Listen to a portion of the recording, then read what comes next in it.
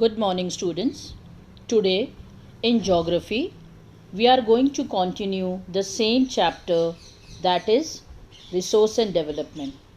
Children, in yesterday's lecture, we have studied about the resource planning in India and conservation of resources. We have studied why we need the resource planning, how we can conserve the resources. Today, we are going to start with land resource. Children, land is the most important natural resource as it supports all kinds of human activities. We live on land, we perform our economic activities on land, and we use it in a different ways.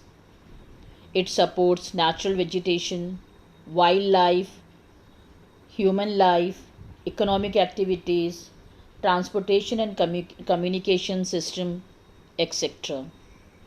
India is also extremely diverse in terms of its land use pattern because of factors such as geography, climatic conditions, population density, etc. It has lofty mountains, vast plains, perennial rivers, mineral rich and deficient states, etc. About 43% of land area is plains, which provides the facilities for agriculture and industries.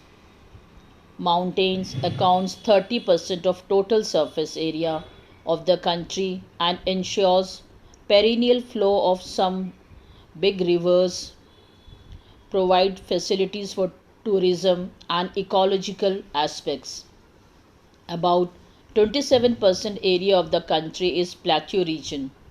It possesses rich reserves of minerals, fossil fuels, forests.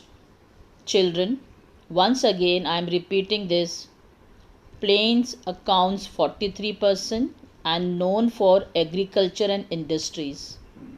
Mountain accounts 30% and known for perennial flow of big rivers of India, for example, River Ganga, and 27% account for plateau known for its diverse minerals, fossil fuels, forest, etc. Now children, land utilization.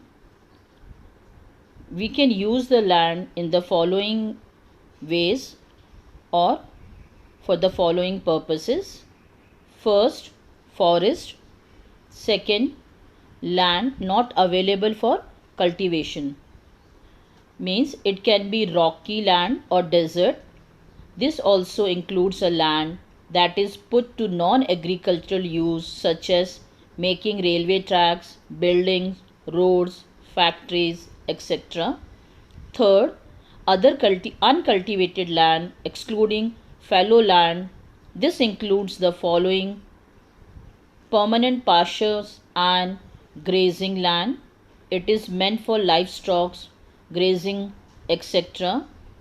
The land under miscellaneous tree crop grow not included in net sown area, and cultivable wasteland left on cultivated for more than 5 agricultural use. Cultivable wasteland means land left uncultivated for more than 5 agriculture years. Then fallow land, these lands include those areas which are left and cultivated for some period of time.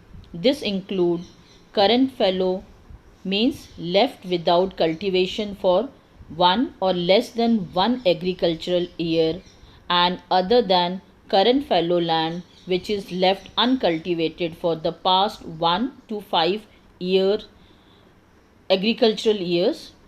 Then net sown area, area sown more than once in an agricultural year plus net sown area is known as gross cropped area.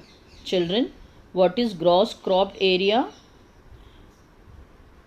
Gross cropped area means area sown more than once in agricultural year plus net sown area is known as gross cropped area. Now children, land use pattern in India. Land is limited and its use is determined on various factors such as physical and human. Physical factor means topography, climate, soil, and human factor means population density, technological capacity, and culture and tradition, etc. Children,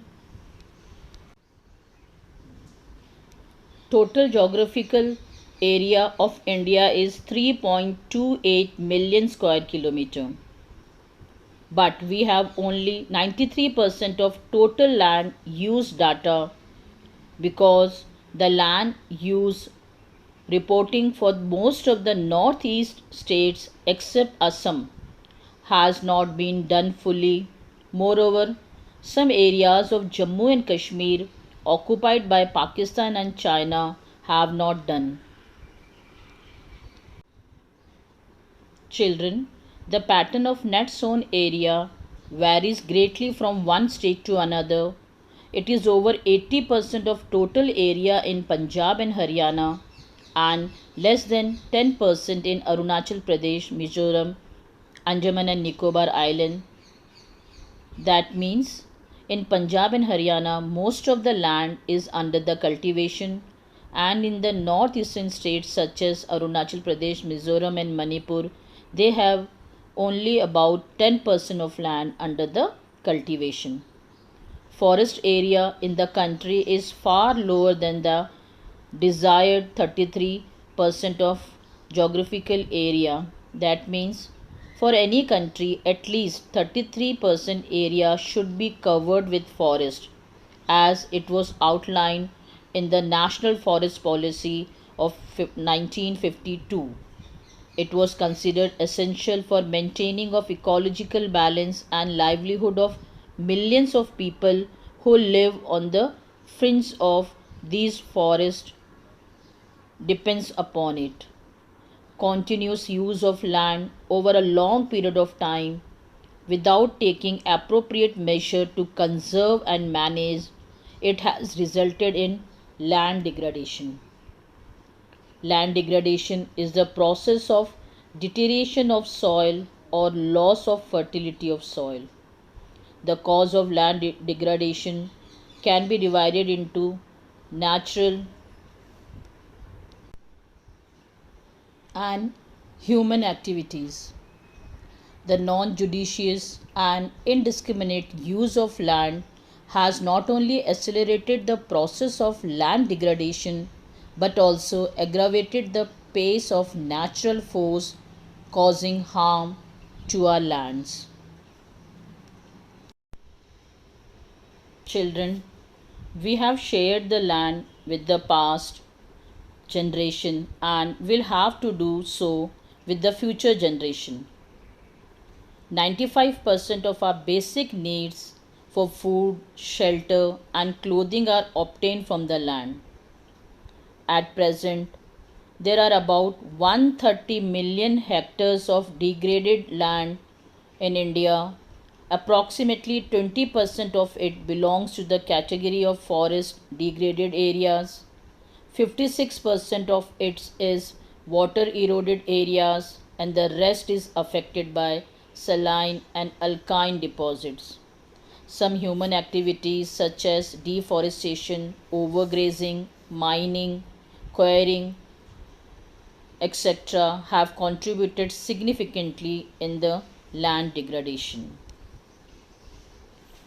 In states like Jharkhand, Chhattisgarh, Madhya Pradesh, and Orissa, human activities such as deforestation to carry out mining process has caused severe land degradation. Excavation process alters the structure of line, stacking of topsoil, loss of soil due to dumping of mine waste. States like Gujarat, Rajasthan, Maharashtra, overgrazing has led to the loss of topsoil, top layer of the soil, and cause land degradation. In the states of Punjab, Haryana, Western Uttar Pradesh, over irrigation is responsible for land degradation due to waterlogging, leading to increase in salinity and alkalinity in the soil. The mineral processing like grinding of limestone for cement industries and calcite and soapstone for ceramic industries generate huge quantity of dust in the atmosphere. It retards the process of infiltration of water into the soil after it settles down on the land. Children, in recent years, industrial effluents as waste have become a major source of land and water pollution. Children, however, the problem of land degradation can be tackled by adopting certain practices such as afforestation, planting of shelter bells, control on overgrazing. Afforestation is the best way to conserve soil and to increase the area under forest. Indiscriminate felling of trees should be stopped and effort should be made to plant more and more trees. Restricted grazing of animals should be moved over different pastures so as to avoid erosion of soil. Fodder crops should be grown in a large quantity. Planting of shelter belts, planting lines of trees to create shelter also check the soil erosion. Such trees are called shelter belts. These shelter belts have contributed significantly to the stabilization of sand dunes and in stabilizing the desert in western India. Proper discharge and disposal of industrial effluents and waste after treatment can reduce the land and water degradation in industrial and suburban areas. Children, once again I am repeating the problem of land degradation can be solved through afforestation, proper management of grazing, planting of shelter belts, control on overgrazing, stabilization of sand dunes, proper management of wasteland, control of mining activities, proper discharge and disposal of industrial effluents, etc. I think this land resource is clear.